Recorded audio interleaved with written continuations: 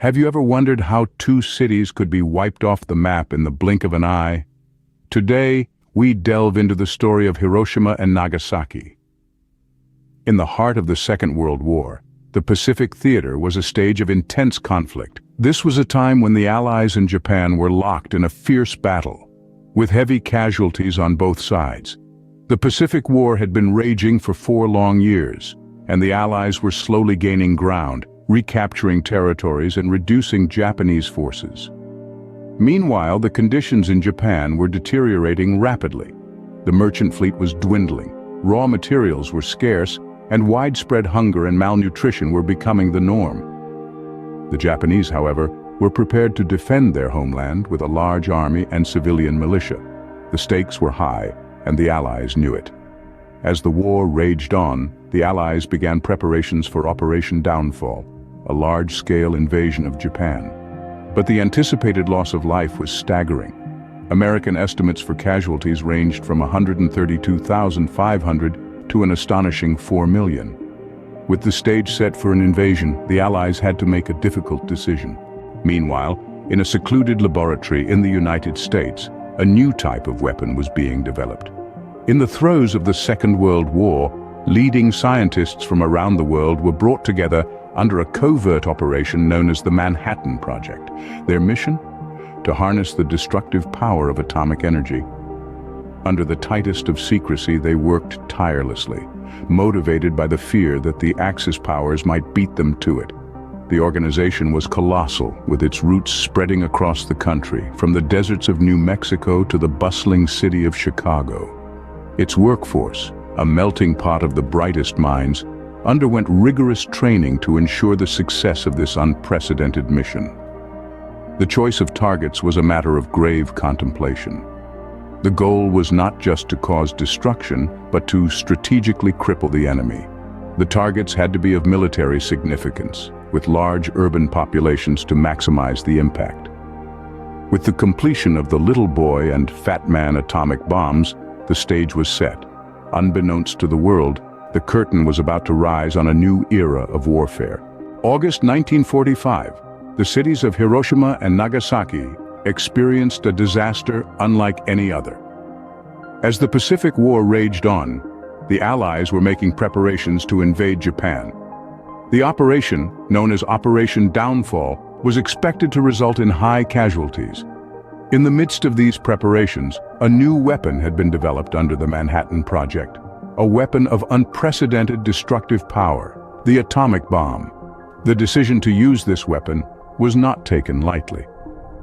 Before the bombings, leaflets were dropped over Japanese cities, warning civilians of the impending attacks and urging them to evacuate.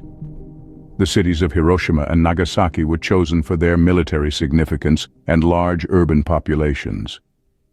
On the 6th of August, the first atomic bomb, known as Little Boy, was dropped on Hiroshima. The city was devastated. Buildings were flattened, and the intense heat and radiation caused immediate casualties. Between 90,000 and 146,000 people lost their lives, many of them civilians. 3 days later, on the 9th of August, the second bomb, Fat Man, was dropped on Nagasaki. The destruction mirrored that of Hiroshima, with 60,000 to 80,000 people losing their lives. The devastation brought about by these bombings was immediate and horrifying. But it wasn't just the physical destruction that was unprecedented. The bombings also brought a new understanding of the power of atomic energy and the devastating effects of radiation. The immediate casualties were only part of the story. In the years that followed, many more would suffer from the effects of radiation sickness, cancer, and birth defects. The bombings of Hiroshima and Nagasaki marked a turning point in world history. They brought about the end of the Second World War, but they also ushered in the nuclear age, an era defined by the potential for mass destruction.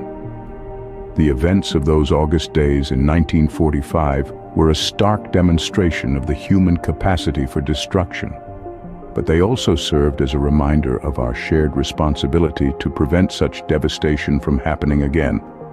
In just a few moments, the landscape of these cities was changed forever. With Japan's surrender and the subsequent occupation, the true impact of the bombings began to unfold. As the dust settled over the devastated cities of Hiroshima and Nagasaki, the survivors, known as hibakusha, were left to grapple with unimaginable destruction and loss. In the immediate aftermath, the casualties were staggering, with deaths ranging from 129,000 to 226,000, mostly civilians. But the long-term effects of the atomic bombs were just as harrowing. Survivors, and even generations to come, faced an increased risk of cancer, particularly leukemia and solid cancers. The radiation exposure from the bombings had a profound and lasting impact on the health of the survivors and their descendants. Alongside the physical toll, the bombings also led to an increase in birth defects among the children of survivors. Studies conducted in the wake of the bombings found a higher incidence of microcephaly, a condition characterized by a smaller than average head size, among infants exposed to the bombings in utero. Investigations into brain development also revealed a disturbing trend. Children who were exposed to radiation from the bombings while in the womb experienced cognitive delays and lower IQ scores. Further research found that these effects were most pronounced in those exposed in the early stages of pregnancy, a testament to the destructive power of the atomic bombs. Despite the unimaginable hardships, the hibakusha, the survivors of the bombings, embodied resilience and strength. Their stories of survival amidst the most devastating circumstances serve as a stark reminder of the human capacity for endurance and recovery. They've become symbols of peace, their narratives shaping global conversations on nuclear disarmament and peace education. Yet the trauma of the bombings was not limited to physical injuries and illnesses. The psychological scars ran deep. Survivors grappled with the memory of the bombings, the loss of loved ones, and the stigma associated with being a hibakusha. The mental health impact of the bombings, including post-traumatic stress disorder and anxiety, is a lasting legacy of this tragic event. The scars of Hiroshima and Nagasaki were not only physical, but also deeply psychological. The aftermath of the bombings serves as a haunting reminder of the destructive power of nuclear weapons and the enduring human cost of war. Behind the well-known facts lies a trove of unheard stories. In the shadows of the world-shaking events, the Soviet Union launched its own offensive against Japan, invading Manchuria. This move, though not as infamous as the bombings, played a significant role in Japan's surrender, adding to the pressure that eventually broke the empire's resistance. As the dust from the bombings settled, the daunting task of post-war rebuilding began. From the ashes, Hiroshima and Nagasaki rose again, testament to the resilience of the human spirit. Yet the scars of the past lingered, imprinted not only on the cities, but also on the survivors. The Boxcar crew controversy added another layer of complexity to this tragic tale. The crew of the Boxcar, the aircraft that dropped the bomb on Nagasaki, faced criticism for their role in the incident. However, they were soldiers following orders, caught in the machinery of warfare, a poignant reminder of the human element within the impersonal gears of war. Perhaps the most heart-wrenching stories are those of the children affected by the bombings. The immediate effects were devastating, but the long-term impact was equally severe. Many faced health complications, discrimination, and psychological trauma, their young lives irrevocably altered.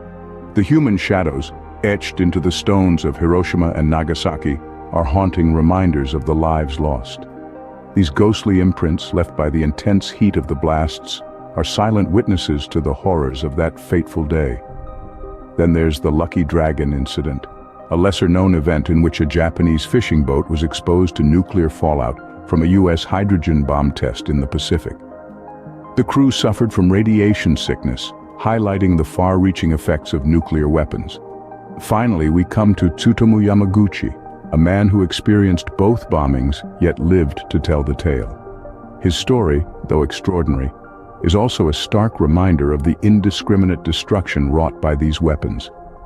These stories serve as stark reminders of the human cost of warfare. Over 7 decades have passed since the bombings, but their impact continues to resonate. The echo of the atomic bombings of Hiroshima and Nagasaki still reverberates in our collective memory, serving as a stark reminder of the devastating power of nuclear weapons. The immediate aftermath of the bombings was marked by destruction and loss, but the long-term consequences were equally profound. The lingering effects of radiation continued to claim lives for years afterward, with the death toll rising into the hundreds of thousands. Countless survivors, known as hibakusha, were left with physical and psychological scars that would last a lifetime. The bombings also sparked a wave of research into the effects of radiation on human health. Studies of the hibakusha have provided invaluable insights into the link between radiation exposure and cancer, as well as other health conditions. These investigations have not only deepened our understanding of the human cost of nuclear warfare, but have also informed safety standards in fields as diverse as medicine and energy production. Yet it's not just the human cost that has made the bombings of Hiroshima and Nagasaki the subject of ongoing debate. The ethical and legal implications of the bombings have been hotly contested. Was the use of nuclear weapons justified, given the context of a global conflict that had already claimed millions of lives? Or was it a disproportionate response, a violation of the laws of war that prohibit the use of methods of warfare that cause unnecessary harm to civilians? These are complex questions, and there are no easy answers. However, the debate itself is crucial. It forces us to confront the moral dimensions of warfare and to grapple with the implications of technological advancements in weaponry. The bombings of Hiroshima and Nagasaki also served as a wake-up call to the international community about the existential threat posed by nuclear weapons. They catalyzed efforts to regulate nuclear technology, leading to the establishment of the International Atomic Energy Agency and the signing of the Treaty on the Non-Proliferation of Nuclear Weapons. As we remember Hiroshima and Nagasaki, we are reminded of the devastating power of nuclear weapons and the importance of peace. The lessons of Hiroshima and Nagasaki are lessons of the human capacity for destruction, but also for resilience, for recovery, and for the relentless pursuit of peace. As we reflect on these events, let us commit to ensuring that such devastation is never repeated.